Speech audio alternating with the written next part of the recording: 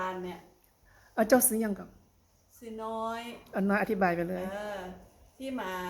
ห้าไอฮาดาเมื่อวานเนี่ยมึนหัวเจ็บหัว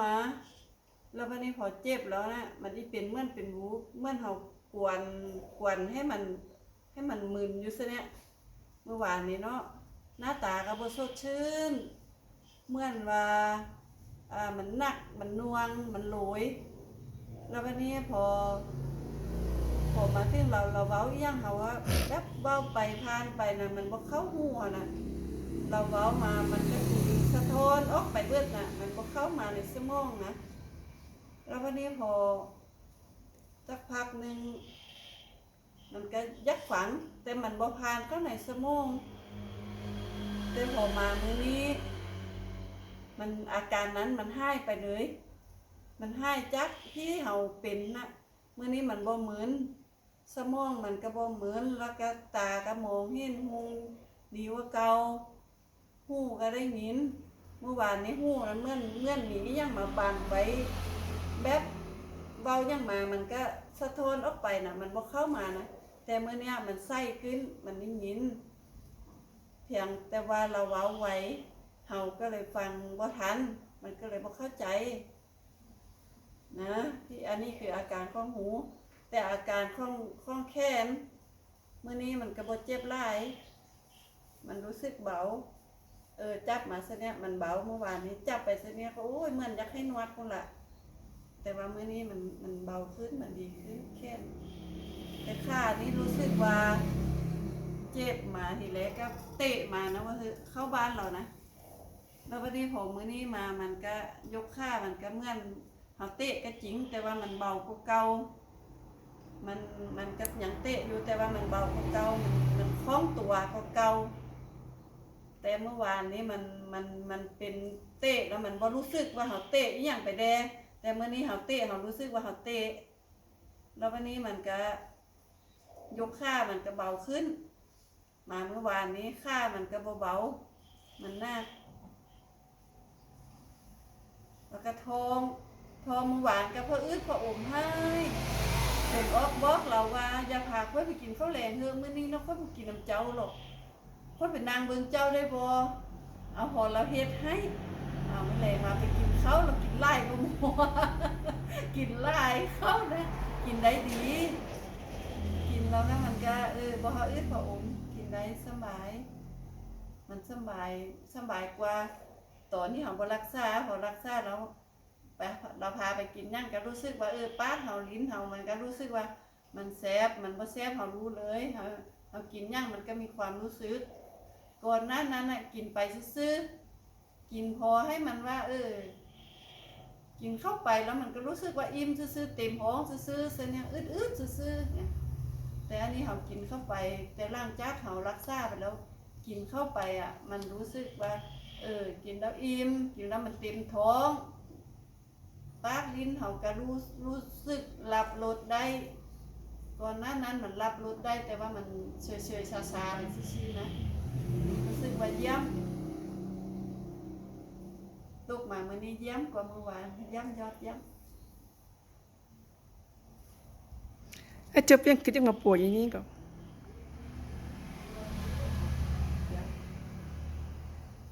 เจ็บยังก็เจ้าเป็นยังยักษ์มาป่วยอยู่นี้อันก่อนที่ยักษ์มาป่วยอยู่นี้เห็นนะติ้วเราหน้าเราพองขึ้นผิวพรรณเรามันคือดีขึ้นแท้ปกติไปเห็นเรานะผิวซี่มันก็บ่ต่างกันพอมาเห็นผิวซี่เรามื้อเนี้ยมันเหมือนผิวเด็กน้อยอ่ะก็เลยถามเราว่าเจ้าไปเฮ็ดหยังมาค่อยไปหาหมอดีมาเราก็บอกอยู่ว่าเพิ่นเป็นหมอทางเลือกก่อเจ้ายักกว่าบ่ท่านยักกว่าค่อยสิพาไปท่านเจ้าบ่ยักกว่าค่อยบ่หาไปว่าค่อยก็ยักไปนะเนาะค่อยก็บ่ยักตายเทื่อบอกเราซะนี้ว่าเจ้ายักไปแท้บ่ถ้ายักไปก็เฮ็ดนำค่อยเด้อแรกๆเฮ็ดนำเราอยู่เฮ็ดไปเฮ็ดมาลืมมันเนี่ยลืมก็บ่ได้เฮ็ดเราบอกตรงๆนี้นะเราบอกให้ไปเอาน้ำซีดตีนเฮ็ดซะนี่บ่ใหม่ๆนะเฮ็ดดีจังเฮ็ดทุกมื้อพอไปมาเอ้าเฮ็ดทันเฮ็ดนี่ได้ลืมไปก็ลืมไปแท้ๆแล้วพอเราก็บอกให้แกงแขนใหม่ๆก็แกงนำเราอยู่ ไปมาลงทาบ่จักกำเฮ็ดปะเนี่ยบ่จักกำเฮ็ดก็ไปก็ซื่อๆเลยป้ายปะเนี่ยกลับมาหาเราอีกพอกลับมาหาเราอีกเจ้าอีไปปัวเสบ่ก็ไปเนาะได้จังบะเราส่วนมาก็มานำเราแล้วก็คือที่เว้าให้ฟังนั่นแหละว่ามาขวาครั้งแรกมันก็ดีไประดับนั้นก็ว่าอีไปเฮ็ดตามที่เราบอกไปมาก็ไปลืมอีกก็บ่เฮ็ดตามที่เราบอกก็ว่าตัวอยู่ดีแล้วบ่เฮ็ดแล้วก็เข้าใจในใจก็นึกอยู่ตลอดว่ากระแสไฟฟ้ามันเข้าได้ทุกเมื่อแต่ก็ยังบ่เฮ็ดใจนะห้าแต่เงินห้ามาฮอดบ้านก็ใส่ดีให้มาฮอดบ้านเอาละบ่อยากเว้าหรอกเนาะอันนั้นนะมาใส่ดีก็เบิดแล้วก็เปิดจะไปหาใหม่วันนี้ก็ลืมอยู่หั่นน่ะเราก็บอกอยู่เฮ็ดตามที่อาหาดาบอกเด้อแล้วก็ไปซื้อๆบ่เข้าสมองลืมความที่ว่าเฮามันบ่ใส่ใจเจ้าของส่วนหนึงสมองเฮาก็บ่จำอยู่ส่วนหนึงมันเบาไล่ก็คือตายคือไล่เทื่อมันก็บ่อยากจำมันยักดีแต่มันบ่จำความคิดความรู้สึกแต่ก็คือฮอดอยู่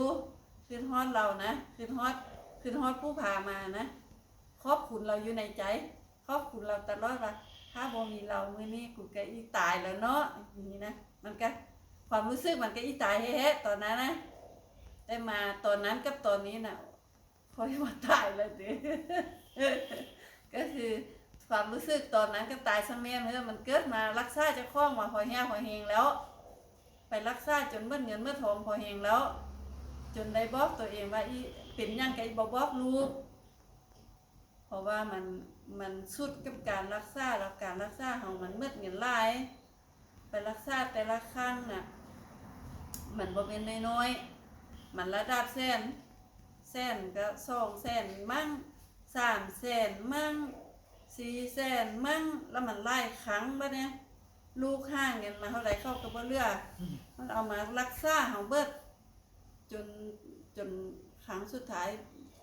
หมอว่ามีปอดคร่าวๆตรงเนี้ยก็ว่าเอาละว่าคือจบแล้วว่าชีวิตกูคือบอกตัวเองนะเนาะมันนั่งอยู่บ้านก็โอ้ยบ่ไหวละคือเอายังกินเองบ่ได้ละมันเมื่อยอีก้าวขาไปเอาน้ำมากินก็เมื่อยถึงเวลาอีกินข้าวโอ้ยกับข้าวบ่ได้เฮ็ดก็เมื่อยคิดก็โอ้ยไปหาลูกดีกว่าซะเนี่ยไปหาลูกนะน้องได้หิ้วปีกขึ้นเครื่องบินไปหาลูกกะว่าอีให้ลูกเฮ็ดกับข้าวไว้โต๊ะให้เอาน้ำมาตั้งให้ตัวเองก็อีนอนถึงเวลาก็อีลูกกินไปแฮ่ๆการเริ่มแรกก็มาพออันไอคีมนั่นน่ะแล้วก็มันให้ใจโลขึ้นก็ว่ามันดีย้อนนะเริ่มแรกนะมันเริ่มแรกแล้วเนาะก็ว่าโอ้มันให้ใจดีขึ้นอะละบ่ตายละซะเนี่ยก็อย่างพวกเป็ดลูกอยู่เด้ที่ว่าหมอว่าไอ้ตรงเนี้ยปอดที่มันเลื่อยเนี่ยมันข้าวนะบ่บอกลูกที่ตัวเองเมื่อยหั่นก็บ่บอกลูกพอได้มาดกครีมหั่นมาทาครีมหั่นก็มีแฮงไประยะนึงมาแล้วก็อีกอย่างนึงมาก็มาเจอน้าติ้วเว้าเรื่องไอ้หดาให้ฟังก็ได้มารักษานี่เนาะก็ว่าดีขึ้นมาหลายแล้ววันนี้พอดีขึ้นมาหลายแล้ววันนี้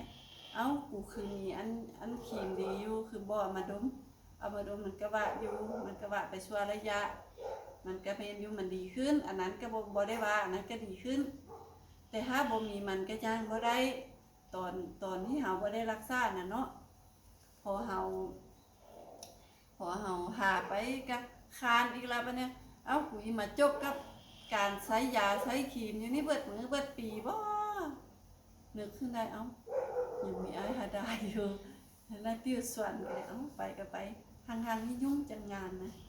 ก็มาถึงมื้อนี้นะในขณะเนี้ยรู้สึกว่าดีขึ้นหลายก็ขอบคุณไอ้หาดาหลายๆที่ซอยรักษาน้องนุ่งให้ดีขึ้นเป็นผู้เป็นคนก็ขอบคุณกุศลส่วนเนี้ยกลับไปหาไอ้หาดาให้มีอายุมั่นขวัญยืนเป็นลมโหลมสายให้น้องให้นุ่งไปเงินเด้อขอบคุณหลายๆเด้อสาธุ เอาพุ่นนะบุญ โอ้ยว่าหลายเฮิดบ่ ไอ้ติว่ามึงเด้อ ว่าบะชื่อติ๋วมาจากเมืองไทย อันนี้ก็มาเป็นเชื้อที่เท่าใดนับบ่ได้ละ ก็พอฮู้แนวทางในการรักษาเนาะเอาเป็นว่าพอฮู้แนวทางในการรักษา แล้วก็สิ่งที่มันเกิดซ้ำๆก็เป็นสิ่งที่มันเกิดโดยธรรมชาติแล้วก็โตเฮาก็บางเทีการละหลวมในการดูแลเจ้าของเนาะบางทียุ่งก็ลืมเอ็กซ์ไซส์ออกกำลังกาย3 ทาปลอดก็มาใหญ่หินก็มามันก็มีปัญหากับร่างกายแต่คันเฮาเฮ็ดซุมื้อมันก็สิบ่มีตัวนี้เกิดขึ้นตอนมาก็มีอาการปวดต้นคอหลังรักษาก็อาการปวดต้นคอก็บ่มีและหายไปเลยแล้วก็ปวดแขนก็บ่มีอาการหลังจากรักษาตอนมาก็มีก็ฮู้ว่าสาเหตุที่เกิดขึ้นมันก็มาจากไฟฟ้าประหลอดใยหินที่มันเกิดขึ้นพอเอาพวกนี้ออกเฮาก็ดีขึ้นทุกอย่างแล้วก็คือทุกครั้งที่มาเฮาก็อะไรนะกินenjoy ในการกินเนาะในการรักษาไปพร้อมก็ทุกอย่างก็ดีขึ้นมาแถวนี้เฮาได้เฮ็ดได้ออกกำลังกายอย่างเข้มขัดออกกำลังกายทุกมื้อตื่นขึ้นมาออกกำลังกายก่อนไปเฮ็ดอย่างอื่นแล้วพอมารักษาเทนี้ไอ้ธดาก็ว่าโอ้มาเทนี้ประหลอดบ่มีประหลอดมีหน่อยนึงใหญ่หินบ่มีแล้วก็ไฟฟ้าเฮาก็มีหน่อยแล้วก็การรักษามันก็ไปได้ไวอันนี้เฮาก็คนละครึ่งกับผู้รักษาเนาะเฮาก็ซอยเยียวยาเจ้าของอยู่เฮือนแล้วมานี่ก็มาให้เพิ่นเยียวยาเฮาจักน้อยนึงคือบ่การรักษามันได้ย่นระยะเวลาให้มันสั้นลงเงี้ยอันนี้เฮาก็จะเมนเทนให้มันดียิ่งขึ้นเพื่อที่เฮาสิบ่ต้องให้เพิ่นได้ลำบากรักษาเฮาโดนเนี่ยแล้วก็ขอบอกขอบใจศาสตร์ของดร.สายฝนที่ส่งต่อให้ไอ้ชดาได้มาดูแลพวกเขาก็อันนี้ก็เป็นบุญเนาะเป็นบุญเป็นวาสนาของพวกเขาที่ได้เจอศาสตร์ง่ายๆโดยที่เขาบ่ต้องเจ็บโตบ่ต้องไปหาหมอบ่ต้องใช้ทรัพย์หลายที่จะมาเยียวยารักษาเจ้าของอันนี้ธรรมชาติบำบัดก็ดีหลายก็ให้เพิ่นอนุรักษ์แล้วก็พัฒนายิ่งขึ้นไปเฮาก็สิค่อยๆเรียนรู้ไปแล้วก็สิได้เอาไปบอกต่อผู้อื่นให้เขามาได้เรียนรู้แนวทางนี้ไอ้เจ้าผาหมู่เจ้าผู้นี่มาเทอรีซองจะฮู้สึกเป็นได้ก่อนผู้อ้อยน้อยนี่ก็เปลี่ยนลายบ่เพิ่นเบิ่งไอ้น้อยเฉพาะเบิ่งโทรศัพท์เนี่ยเพิ่นก็เปลี่ยนหลายเพิ่นก็เปลี่ยนไปหลายเข้าใจในการรักษาหลายขึ้นเพราะว่าจากครั้งแรกอันนี้เป็นครั้งที่2เนาะเพิ่นก็แต่ก่อนเพิ่นเป็นหยังแต่ก่อนเจ้าเห็นในสายตาเจ้าในสายตาค่อยบ่แล้วบ่ค่อยรับรู้อีหยังนะมันเหมือนแบบสมองเราเบลอๆมันบ่ค่อยเข้าไปเวลาเฮาเว้าหยังนำเราเนาะตอนนี้เราก็รู้สึกว่าเราฟังหลายขึ้นแล้วก็ความเป็นแปลงของเรารู้สึกว่าเราก็สดชื่นขึ้นมีความหวังในชีวิตว่าบ่ได้สิ้นหวังแล้วก็สิ่งที่หมอบอกว่าเบิดหวังในการรักษาเจ้าก็ต้องทำใจเราก็มีแต่ทำใจว่ามื้อนึงเราก็สิตายเราก็ย่านตายคือกันแหละเนาะแต่ในที่สุดก็เราก็ได้มาพ้อแนวทางที่รักษาได้ง่ายจึงรู้สึกว่าดีขึ้นหลายบ่ข้อยก็รู้สึกว่าเราดีขึ้นตามลำดับถ้าเราทำตาม ที่ไอ้ธดาบอกให้ออกกำลังกายให้จับกกไม้ให้อันนี้เนี่ยเราแห่งยิ่งสิดีขึ้นหลาย เพราะว่าเราอะโดยตรงเลยถึกอันพวกเนี้ยกระทบเราโดยตรง เพราะว่าเรายางกลางแดดเราขับรถกลางแดดกระแสไฟฟ้ามันแห้งเนาะแล้วเราก็ถึกโดยตรง เพราะฉะนั้นถ้าเราอันเฮ็ดตาม การออกกำลังกายการดูแลตัวเองคิดว่าเราสิดีขึ้นหลาย แต่ข้างสองข้างมันก็เรียนรู้ไปเรื่อยๆเนาะอันต่อไปก็คิดว่าเราก็น่าสิเฮ็ดได้เป็นกิจวัตรนะโอเคมีหยังสิท้ายลมท้ายอยู่บ่ มียังสิลงท้าย สิสรุปบ่ สรุปบ่บัดดาบ่ มีเว้าหยัง จะสิว่าหยังบ่ บ่